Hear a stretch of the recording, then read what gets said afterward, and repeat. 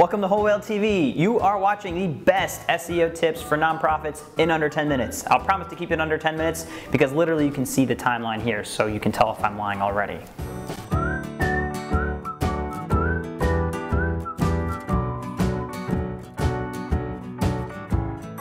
Search engine optimization, that's what we're talking about, and it starts with what is Google doing? Really, like, what are they trying to do? Ultimately, just think about like you're sitting in a room with a bunch of people and you want to find out something like, hey, where's the best place to get a sandwich?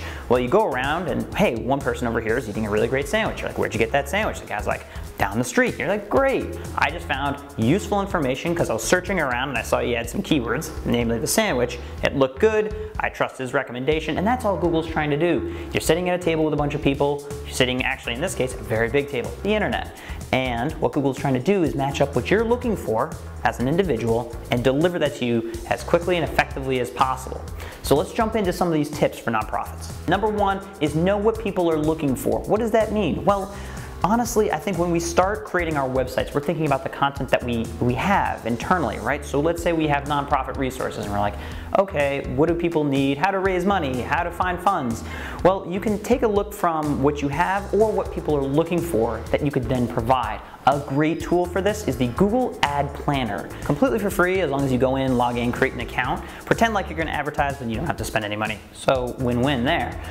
What you're doing is going to typing in a keyword that you think people might be looking for around your topic. So here's an example of nonprofit. We toss in nonprofit and suddenly we get not only keyword ideas, we get an idea of what are the total impressions, the amount of volume people searching, age estimations, we get gender, we get a number of things that we can then think about how we build our content so that people are going to find it. And remember, it's not just that main term, like let's say I want to rank for donations, which is a weird word to choose, but you're never going to be able to get to the top of that. In the same way that like a small car dealership would never be able to get to the top of a search for cars. Think about the long tail, which means nonprofit, well, that's a competitive one, but if we did SEO nonprofit resources, we might have a chance to index. Number two, know the trend.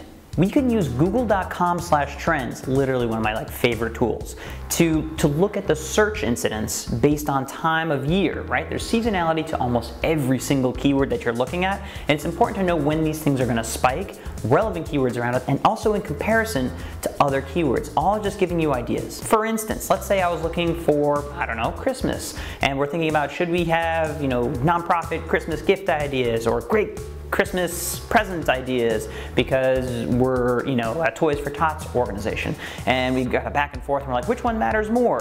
We can actually compare two keywords, and in this case, guess what? Take your guess. Yeah, Christmas gifts. It's almost twice as high in terms of what people are searching for. So should you create a piece of content around the best Christmas gift ideas or present ideas? Becomes a lot clearer potentially when you see that one is a lot more searched for.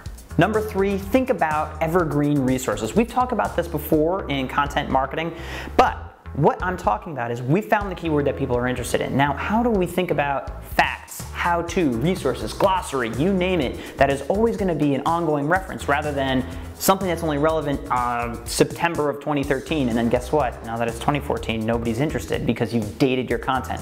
Try not to date your content. Try to make it in your mind saying, would somebody be interested in this in 1 year? I hope so. Number four, think about quality over quantity of links. If you've watched basic SEO before, like the search engine optimization of your page, what is Google trying to do? Ultimately, how many links are coming to you means how authoritative you are. So think about, we're at the table and I'm asking around, hey, who's got the best sandwich here? And I ask you, ask you, ask you. Everyone kind of points at the person eating the sandwich. Great. Every link to another website online is like a vote. In the same way that you're building these links, all of them are not equal. So high reputation or authority actually matters a whole lot. And in the past, in late 90s, early 2000s, links were all about just the more the merrier, right? The more links we have coming in, we can trick Google into thinking that we're important. That doesn't work anymore, right? So it's not the more the better, it's the better the better. Think about high authority sites, so news sites, social sites, Positive references like .edus. People that are referencing you as like an authority around a keyword is what really matters. Focus on building those kinds of links. You can do that through embedding this in press releases. You can make sure that when you're sharing on social, you've got the proper links back. You can think about Pinterest and a bunch of other different sites where you're sharing your content, but driving these links back around keywords that are related to your content. So you don't want to just be linking to your homepage because that's kind of a waste. You want to link directly to that resource on your site that is trying to serve as the authority on the given keyword you're trying to write for. Number 5, use a proper CMS with tags. Okay, what does all that jargony stuff mean? CMS, content management system. So for example, WordPress, great one. Drupal, a number of others out there. All it means is that your code is properly being done so that all you have to do is type in as though it were like a Word document, and your title will be there, the right keywords will be there, it lets you control the meta description, and it lets you tag, kind of like organizing your content in a way that you can have topics that are relevant to your organization. So coming up with good tags and categories, think about how you organize the different topics inside of your organization. Are you trying to organize by a disease type, a health type, a poetry resource maybe? Well, all of those tags you want to establish early on in your content process. Nothing is worse than having to go back and re-tag a bunch of your articles. Why you want to do this is because in a system like WordPress, say, any sort of thing that you have tagged, maybe you've tagged a bunch of content with Google Analytics. Well, at the bottom of your articles, what will happen is it's automatically going to have a link, and you click on that link and it shows you all of the articles that have been tagged with Google Analytics. That's building internal linking in terms of your site, and it's also helping people find what they may be looking for, giving you a second bite at the apple for internal tags and organization that the little Google bots running around your site will index. Number 6, mobile matters.